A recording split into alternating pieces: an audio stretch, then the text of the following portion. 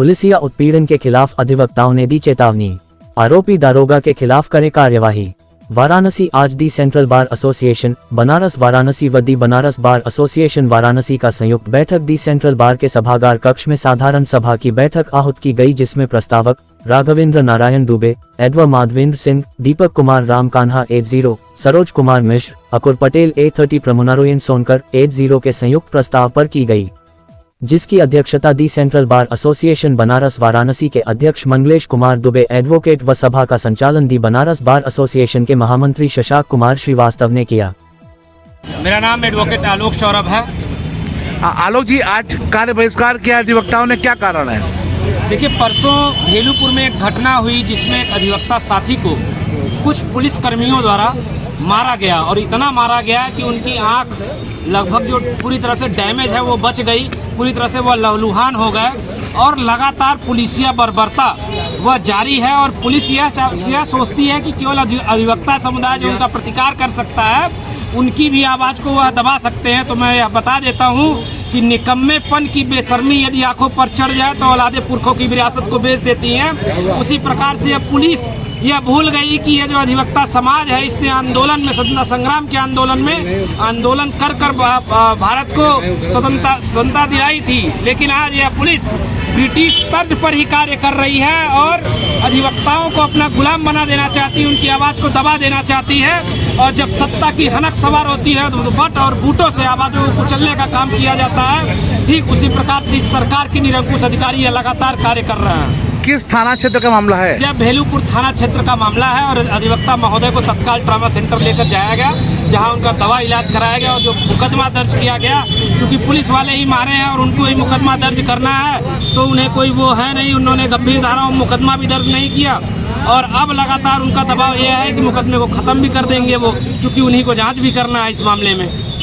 क्या अपील करते हैं प्रशासन? हमारी अपील यही है कि जो पुलिसकर्मी यह सोच रहे हैं कि अधिवक्ताओं की आवाज़ को दबा देंगे, तो हम उन्हें बता देंगे कि उनके अधिवक्ताओं की आवाज़ को दबा नहीं सकते वो। और यदि पुलिसकर्मी इसी तरह का हिंसक कार्य करते रहे तो अधिवक्ता भी अहिंसा को छोड़कर हिंसा पर उतारू हो जाएंगे, तो बड़ी मुश्किल हो जाएगी, प्रदेश में बड़ा अराजक माहौल बन जाएगा। और सरकार को भी हमारी चेतावनी यह है कि अपने निरंकुश अधिकारियों को होश में लाने का कार्य करे। जैसा आपने बताया कि क्या सत्ता पक्ष के लोग हैं, क्या इसमें बीजेपी का भी है? देखिए, सत्ता पक्ष, जब तक सत्ता पक्ष का सह नहीं होता तो पुलिसकर्मी ऐसा करने की हिम्मत जुटा नहीं सकते। इसलिए मैं कह सकता हूं कि इसमें सरकारी दबाव भी सम्मिलित है। सेंट्रल बार उपाध्यक्ष दीपक राय कान्हा, क्या मामला है?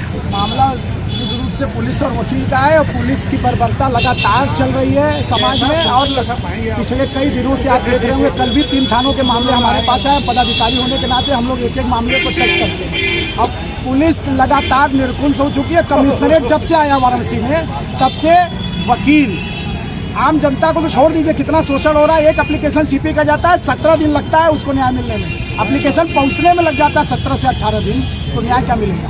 उसी के साथ आप इतना बड़ा पुलिस महकमा, पूरे उत्तर प्रदेश के उच्चाधिकारी तक मैं ये सूचना देना चाहता हूँ इस मीडिया के माध्यम से, कि अगर ऊपर बैठे हैं तो नीचे भी लोगों को समझाइए। और अपने यहाँ प्रशिक्षण का अगर व्यवस्था न हो, कल हम पुलिस से चर्चा कर रहे थे तो पुलिस ने सीधा यही बोला कि वो मानसिक विकृति का। क्या पुलिस मानसिक विकृति का? तो इनका इलाज क्यों नहीं होता? उनका इलाज कराया जाए, तब उनको ऑन ड्यूटी कराया जाए। जब वो मानसिक रूप से ही नहीं ठीक है तो नौकरी कैसे करेंगे? मतलब आपकी गलती हो गई तो आप मानसिक रूप के हो गए, हम मार देंगे तो क्या होगा?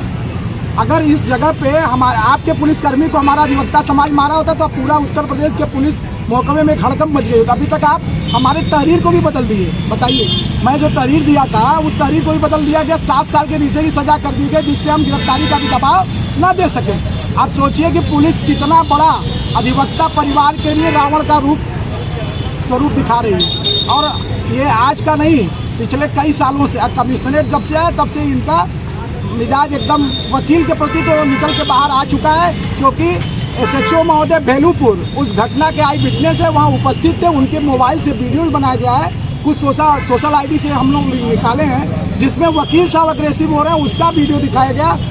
उनके द्वारा जो मारा गया उस वीडियो को दबा दिया गया। और कल एक उच्चाधिकारी, हम नाम नहीं लेना चाहेंगे, उन्होंने साफ साफ कहा कि जो इंस्पेक्टर है वो SC समुदाय से बिलोंग करता है, अगर आप लोग बहुत दबाव बनाएंगे तो हम आपके ऊपर SC ST का मुकदमा भी लिखवा देंगे।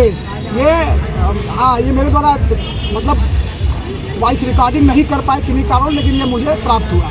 तो हम पुलिस महकमे को बता देना चाहते हैं कि जिस तरह से कृत्य आपने किया है, मजबूर मत करिए, नहीं तो हमको भी सड़क पर उतर कर आपके साथ वही कृत्य करना पड़ेगा। क्या मामला है? मामला ये है कि विगत दिनों देखें पुलिसिया बर्बरता या पुलिसिया आक्रांता जिसे कह सकते इतनी बढ़ गई है कि लगातार अधिवक्ताओं पे जुल्म चल रहे हैं। अभी विगत दिनों में देखेंगे कि अधिवक्ता जो सीधे साधे सज्जन प्रवृत्ति के, इनका आज तक न 151 तक का रिकॉर्ड नहीं है, न 107-16 का रिकॉर्ड है, उनको इतनी बुरी तरह मारा गया कि आप देखेंगे कि उनके कपड़े लहूलुहान हैं। पंच से मारा गया आग के नीचे, जहां से ब्लाइंड होने की पूरी संभावना थी, जरा सा बच गए। और जब मुकदमा दर्ज हो जाता है तो गिरफ्तारी में ऐसी धारणा लगती है गिरफ्तारी नहीं हो। अगर यही कोई जनता, आम जनता पुलिस को मारी होती तब आप देखे होते पुलिसिया आक्रांता। तो ये जो पुलिसिया आक्रांता दिन प्रतिदिन बढ़ी जाती है। दूसरा मामला एक बड़ा चर्चित है, बड़ा इस मामले में दब गया मैं कि थाना बड़ा गाँव का मामला है। एक अधिवक्ता मोहित सिंह को लॉकअप में बंद किया है। लॉकअप की फोटो है, चोर उचक के बाहर बैठे हैं, अधिवक्ता लॉकअप में बंद है।